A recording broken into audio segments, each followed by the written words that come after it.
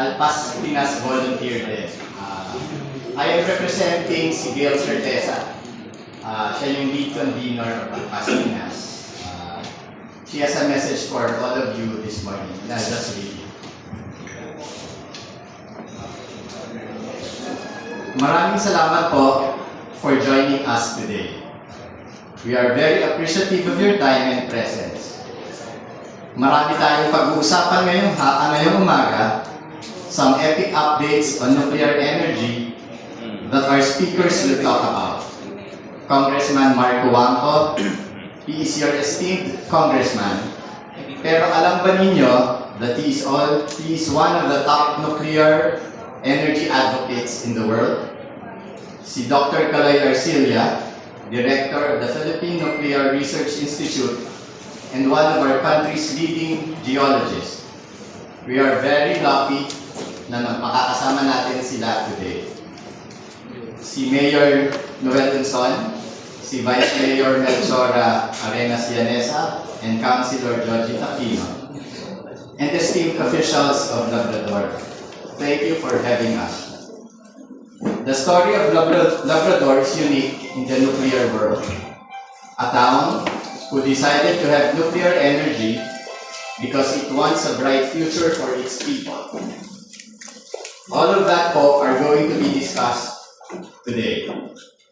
We are also very grateful to our partners in media who traveled all the way from Manila. Yung mga taga-local will be coming soon to listen to the unfolding nuclear energy story. We are grateful for your presence. Alpas Pinas is peopled and powered by volunteers. Our sole objective is to help spread information on how much nuclear energy can help our country. Nuclear energy ay malinis, zero carbon emission. Reliable, 24/7 ang power. Hindi nakadepende sa panahon. Kahit maulan o walang hangin, may kuryente.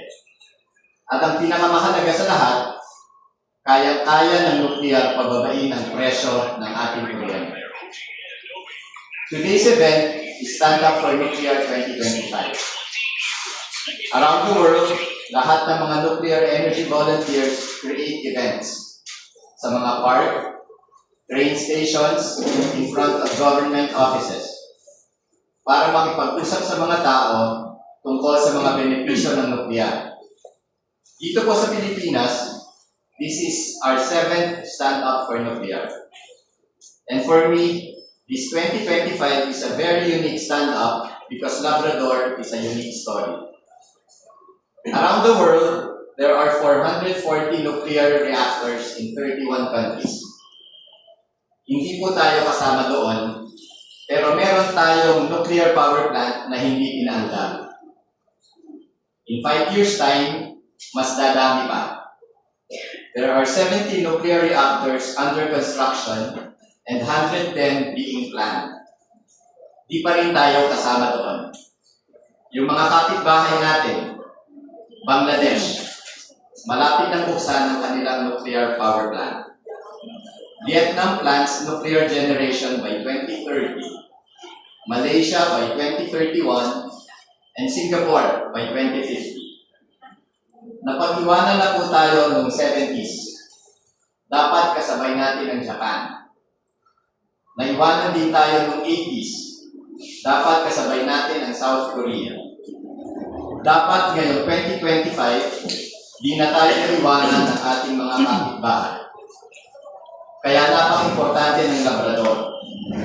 Kayo ang maglalagay ng Pilipinas sa mapa ng nuclear energy.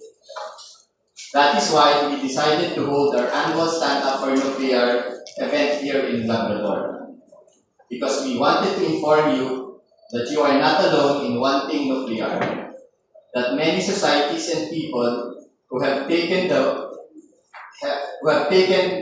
the time to better understand nuclear now see it as a definitive way forward to prosperity while simultaneously being a great force for protecting our environment and our planet. Maraming salamat po, and thank you everyone for having us.